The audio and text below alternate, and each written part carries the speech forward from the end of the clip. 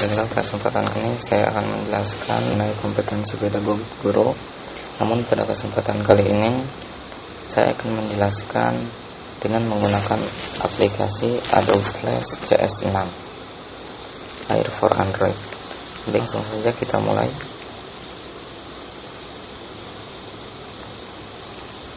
Control, clear publish, change, and test movie, atau bisa juga dengan Ctrl Enter.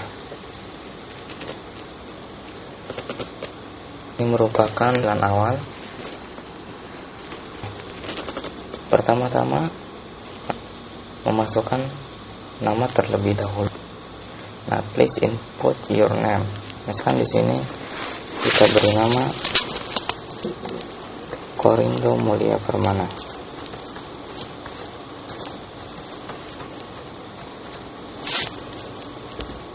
Tekan go. Atau tampilan awalnya akan saya dituliskan halo Korindo Permana.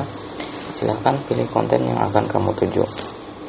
Di sini terdapat beberapa konten, di antaranya ada definisi, bagaimana, mengapa, teori-teori pendukung, sumber, pernyataan, dan di akhir kalian bisa melihat. Kompetensi pedagogik yakni mengenai menggunakan informasi hasil penilaian dan evaluasi untuk merancang program remedial dan pengayaan. Baiklah, untuk yang pertama kita pilih konten definisi. Nah, terlebih dahulu kalian harus mengaktifkan touch layer. Nah, klik touch layer. Nah, sekarang sudah aktif, kita tekan saja definisi. Baiklah, di sini terdapat beberapa definisi, di antaranya ada definisi penilaian, evaluasi, remedial, pengayaan. Nah, untuk penilaian sendiri definisinya yaitu sejumlah prosedur yang digunakan untuk memperoleh informasi mengenai penampilan siswa. Nah, untuk evaluasi yakni proses sistematik pengumpulan, pengadministrasian, dan penafsiran informasi untuk menentukan sejauh mana siswa mencapai tujuan pembelajaran. Adapun remedial, remedial merupakan suatu treatment atau bantuan untuk mengatasi kesulitan belajar. Dan yang terakhir ialah pengayaan. Nah, secara umum pengayaan dapat diartikan sebagai pengalaman atau kegiatan peserta didik yang melampaui persyaratan minimal yang ditentukan oleh kurikulum dan tidak semua peserta didik dapat melakukannya. Nah, itu diantaranya beberapa definisi dari penilaian, evaluasi, remedial, dan pengayaan. Nah, kita kembali ke home. Nah, untuk poin yang kedua atau konten yang kedua yaitu bagaimana. Nah, bagaimana menggunakan informasi hasil penilaian dan evaluasi untuk merancang program remedial dan pengayaan ini. Kita klik saja konten bagaimana.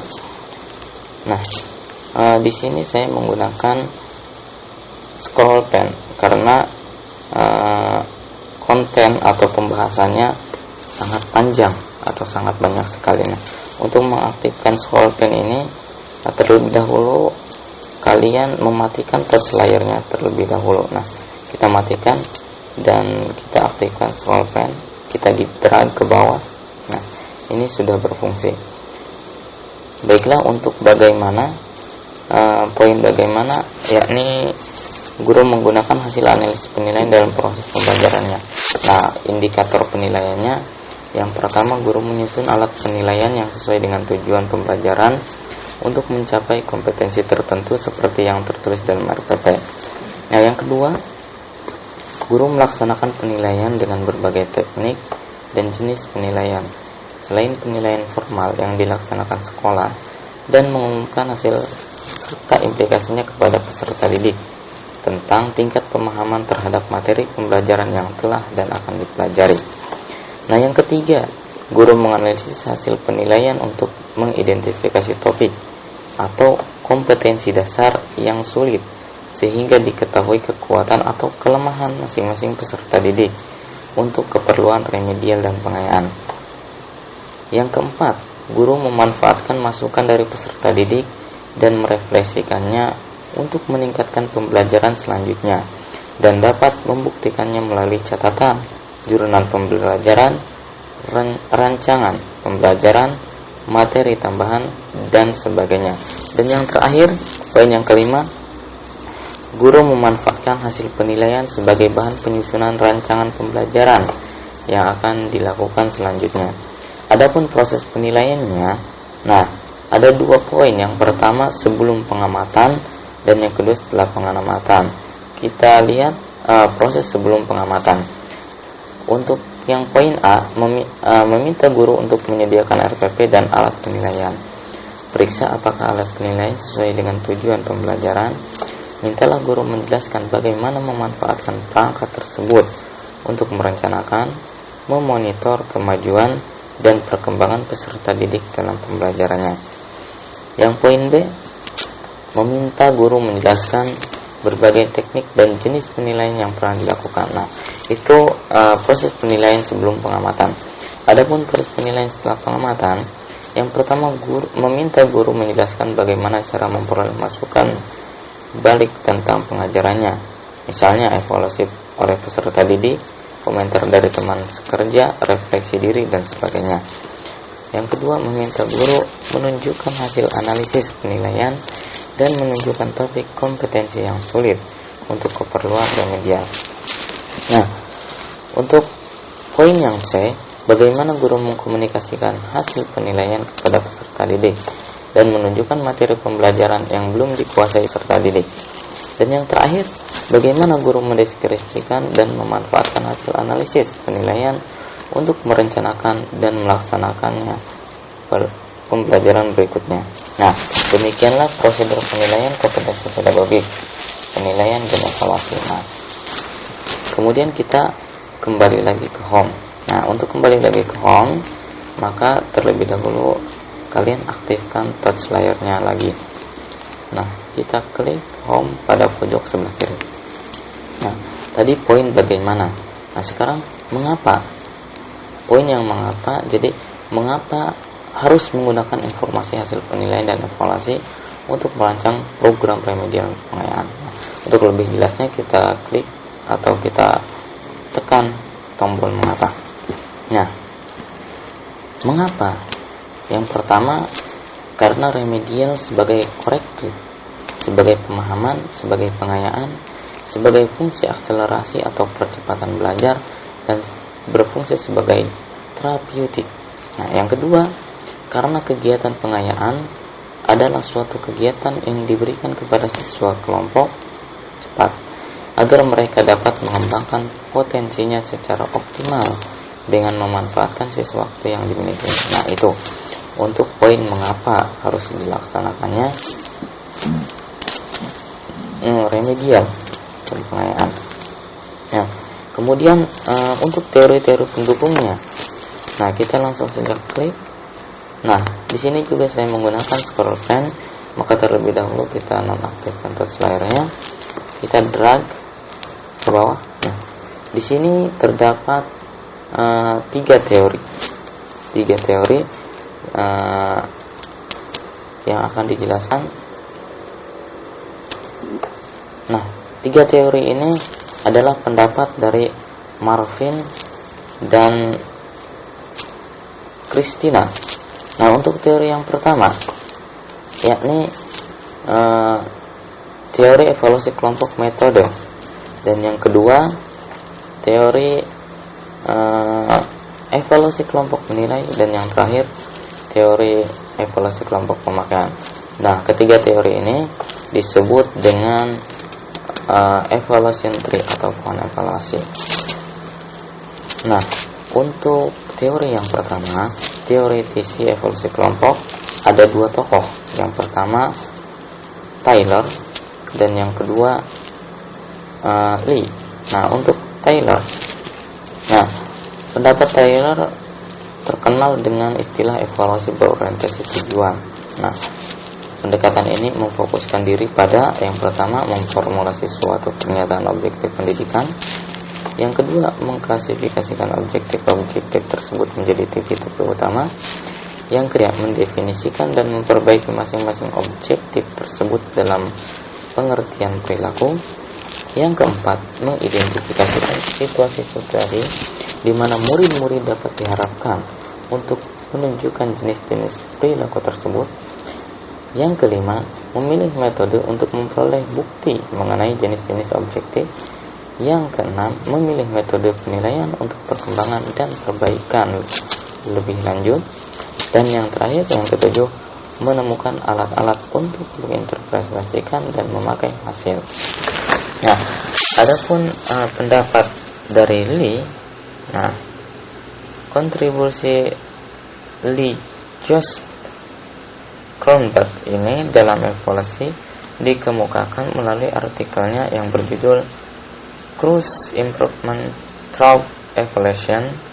Nah, tahun 1963, dia mengemukakan konsep, fungsi dan metodologi evaluasi sebagai berikut.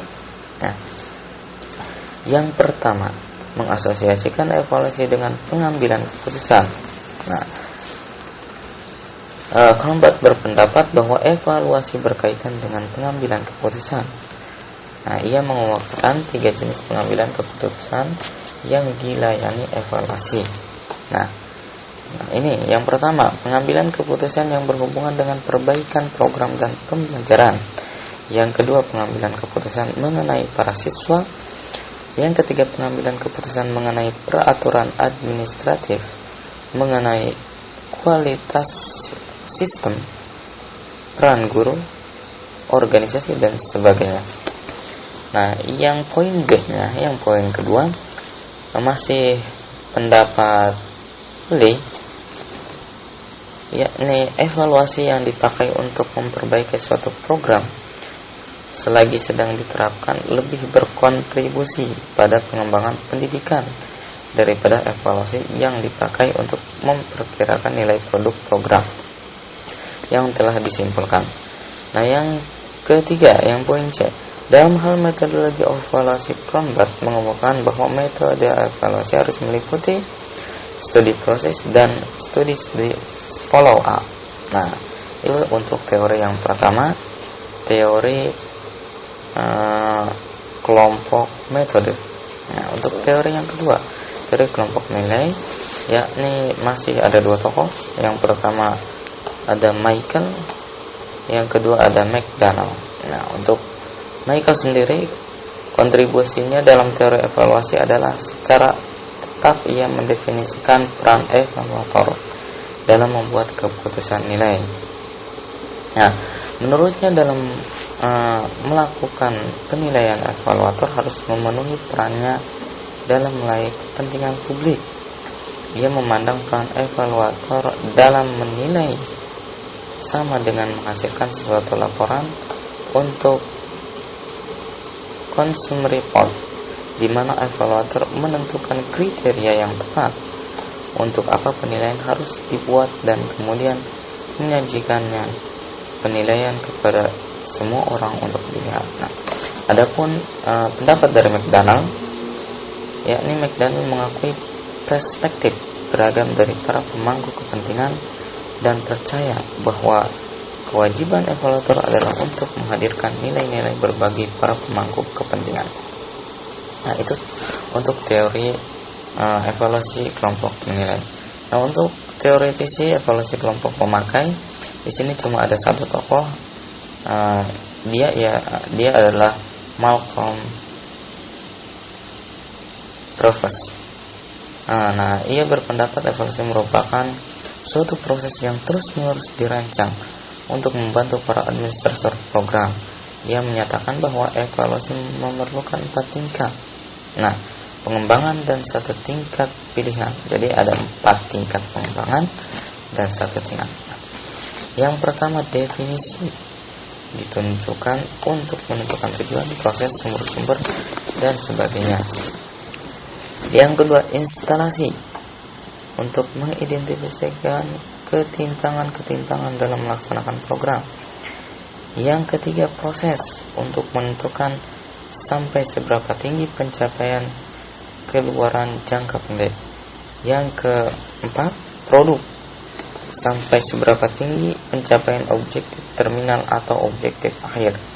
Dan yang terakhir, evaluation adalah tekanannya yang unik pada desain program. Nah, itulah teori-teori pendukung yang mendukung mengenai masalah penilaian dan evaluasi untuk merancang program remedial dan pengayaan. Adapun sumber yang diambil, sumber-sumber yang diambil oleh saya dalam pembuatan materi ini, dalam pembuatan flash, yang pertama dari ada 3 macam. Yang pertama ada dari buku, yang kedua ada dari makalah, yang ketiga dari sumber internet. Nah, untuk dari buku sendiri saya mengambil dari bukunya Sugiono mengenai pengantar evaluasi pendidikan, dan untuk dari makalah saya mengambil makalah dari Nurliana mengenai teori evaluasi, dan yang ketiga saya mengambil dari sumber internet dari Mr. Gizon.blogspot.com, dan yang kedua dari cutmispage.com. Nah, itu untuk sumber-sumbernya. Nah, di sini diterangkan lagi untuk saya membuat pernyataan dari semua konten yang saya buat ini, dari semua materi yang saya buat ini, saya membuat pernyataan bahwasanya aplikasi ini merupakan hasil kompilasi dari berbagai sumber. Sumber rujukan utama ini diambil dari buku Anas yang tadi saya sebutkan, dari makalah Nurliana teori evaluasi, dan untuk background sendiri saya mengunduh dari www.cutmispage.com. Nah, ini background saya mengambil dari internet. Yang kita kembali ke home. Nah, untuk lebih jelasnya kalian bisa mencoba latihan untuk mereview seberapa pahamkah kalian terhadap materi ini.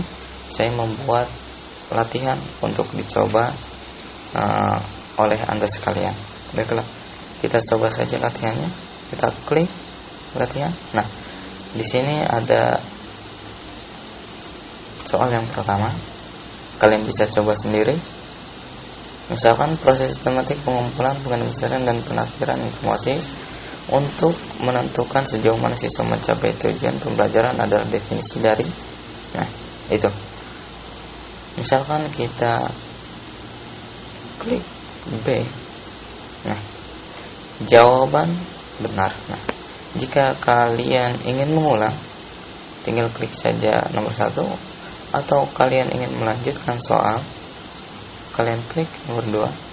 Nah, misalkan kita pilih untuk yang soal nomor 2, siapakah saja tokoh teoritisi evaluasi kelompok metode. Nah, misalkan kita klik A. Nah, salah. Maka misalkan kalian akan kembali ke soal nomor 2, kita klik saja nomor 2. Nah, kita coba lagi yang jawaban B. Nah, misalkan benar. Nah, kemudian kita lanjut soal nomor 3. Nah, untuk soal ini kalian bisa coba sendiri. Nah, baiklah, itu saja yang mungkin saya bisa sampaikan. Untuk keluar dari aplikasi ini, kalian klik saja tombol plus yang ada di pojok kanan. Nah, sebelumnya saya akan menjelaskan, sebelum mengakhiri materi ini, sebelumnya saya akan menjelaskan mengenai di sini terdapat tanggal, ada hari, bulan, tanggal, dan jam. Ya, terdapat jam. Jadi ketika kalian belajar, kalian tidak, untuk melihat waktu atau jam, kalian tidak perlu meng-close-nya. Nah, karena di sini sudah disediakan tombol atau konten jam tersebut. Ya. Mungkin kalian akan belajar 2 jam, 3 jam. Nah, di sini ada waktunya tersendiri. Kita close. Terima kasih. Assalamualaikum warahmatullahi wabarakatuh.